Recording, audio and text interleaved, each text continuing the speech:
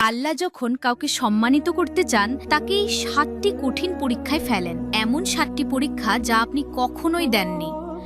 কখনো কি আপনার মনে হয়েছে, আমি নামাজ পড়ি, দোয়া করি, হারাম থেকে বাঁচার চেষ্টা করি, তবুও কেন আমার জীবন এত কঠিন? কেন বারবার কষ্ট আসে? কেন মানুষ আমাকে ভুল বোঝে? কেন প্রিয় মানুষগুলো দূরে চলে যায়? কেন আমার চোখের পানি আল্লাহ দেখেও যেন চুপ থাকেন? যদি আজ আপনি এমন অবস্থার মধ্যে থাকেন, তাহলে এই ভিডিওটি শেষ পর্যন্ত দেখুন।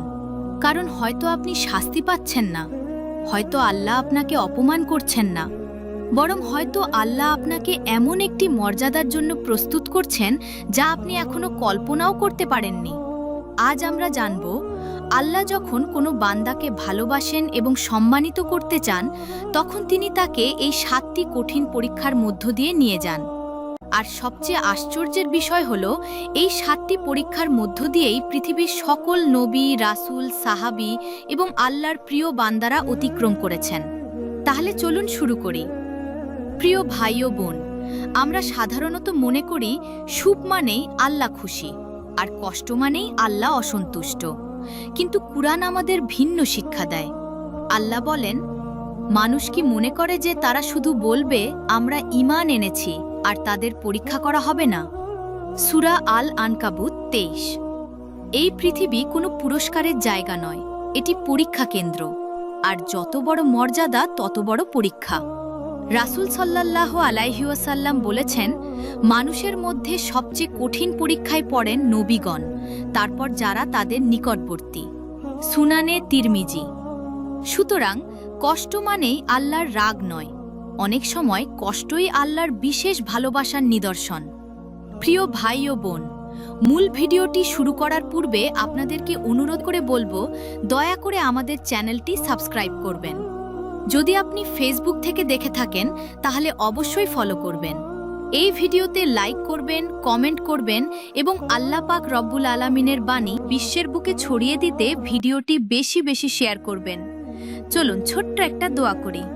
হে আল্লাহ, যারা আমাদের এই চ্যানেলটি সাবস্ক্রাইব করলে বা আমাদের ফেসবুক ফলো করলো, এই ভিডিওতে লাইক করলো, কমেন্ট করলো এবং তোমার বাণী বিশ্বের বুকে ছড়িয়ে দিতে এই ভিডিওটি বেশি বেশি শেয়ার করলো, তুমি তাদের সকল দুঃখ যন্ত্রণা দূর করে দাও। তুমি তাদের সকল ইচ্ছে কবুল করে নাও। প্রথম পরীক্ষা, একাকিত্বের পরীক্ষা। কখনো কি এমন হয়েছে চারপাশে অনেক মানুষ, তবুও আপনি ভীষণ একা? কেউ আপনার কষ্ট বোঝে না, কেউ আপনার কান্না শুনে না।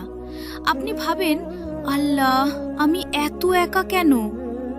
প্রিয় ভাই, এই পরীক্ষার মধ্য দিয়েই গিয়েছিলেন ইব্রাহিম আলাইহিসসালাম। যখন পুরো জাতি তার বিরুদ্ধে দাঁড়িয়েছিল, তখন তিনি একাই ছিলেন, পুরো পৃথিবী তার বিপক্ষে, কিন্তু আল্লাহ তার পক্ষে ছিলেন।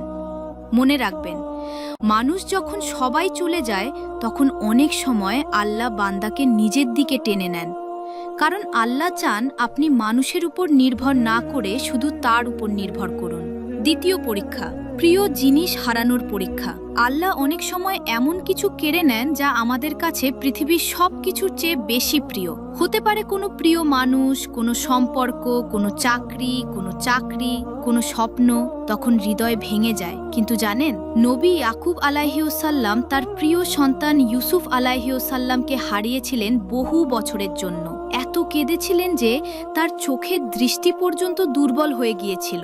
তবুও তিনি বলেন, আমি আমার দুঃখ ও কষ্ট আল্লাহর কাছেই পেশ করি। অনেক কেড়ে নেন যাতে তিনি আপনাকে আরও বড় কিছু দিতে পারেন। তৃতীয় পরীক্ষা, অপমান ও মানুষের অবহেলার পরীক্ষা। আপনি ভালো কাজ করছেন, তবুও মানুষ আপনাকে ছোট করছে। আপনার নিয়ত ভালো, তবুও মানুষ বদনাম করছে। এটাই ছিল নবীদের পথ। নূহ আলাইহিসসালামকে পাগল বলা হয়েছিল, মুসা আলাইহিসসালামকে মিথ্যাবাদী বলা হয়েছিল। এমনকি আমাদের প্রিয় নবী মুহাম্মদ সাল্লাল্লাহু আলাইহি ওয়াসাল্লামকেও জাদুকর, কবি এবং পাগল বলা হয়েছিল। আপনি যদি সত্যের পথে থাকেন, তাহলে মানুষের সমালোচনা আপনার মর্যাদা কমায় না, বরং আল্লাহর কাছে আপনার মর্যাদা বাড়ায়। চতুর্থ পরীক্ষা, দীর্ঘ অপেক্ষার পরীক্ষা। এটি সবচেয়ে কঠিন পরীক্ষাগুলোর একটি।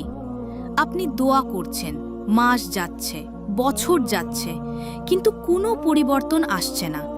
তখন মনে হয়, আল্লাহ কি আমার কথা শুনছেন না? অবশ্যই শুনছেন।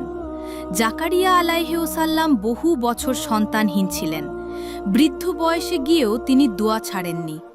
অবশেষে আল্লাহ তাকে ইয়াহাইয়া আলাইহিসসালামের সুসংবাদ দিয়েছিলেন।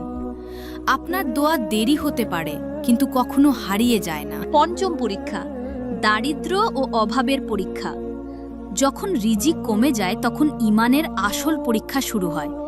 পকেট খালি, কিন্তু বিশ্বাস কি এখনো পূর্ণ? রাসূল সাল্লাল্লাহু আলাইহি ওয়াসাল্লামের জীবনে এমন দিনও এসেছে যখন কয়েকদিন চুলায় আগুন জ্বলেনি, তবুও তিনি আল্লাহর উপর ভরসা হারাননি। আল্লাহ বলেন, নিশ্চয়ই কষ্টের সাথেই রয়েছে স্বস্তি। সূরা আশ শারহ। আজ আপনি অভাবে থাকলে হতাশ হবেন না, কারণ আল্লাহ কখনো তার বান্দাকে ভুলে যান না। ষষ্ঠ পরীক্ষা, অন্যায়ের শিকার হওয়ার পরীক্ষা। কিছু মানুষ আপনার সাথে এমন অন্যায় করবে যা আপনি কখনো কল্পনাও করেননি। বিশ্বাসঘাতকতা, মিথ্যা অভিযোগ, প্রতারণা। ঠিক যেমন ইউসুফ আলাইহিসসালামের ভাইয়েরা তার সাথে করেছিল। কূপে ফেলে দিয়েছিল, দাস হিসেবে বিক্রি করেছিল, কারাগারে পাঠানো হয়েছিল।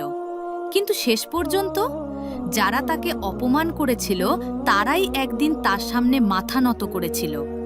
যখন মানুষ অন্যায় করে তখন আল্লাহ নীরব থাকেন, কিন্তু তিনি অন্ধ নন, তিনি সব দেখেন। সপ্তম পরীক্ষা, হৃদয় ভেঙে যাওয়ার পরীক্ষা।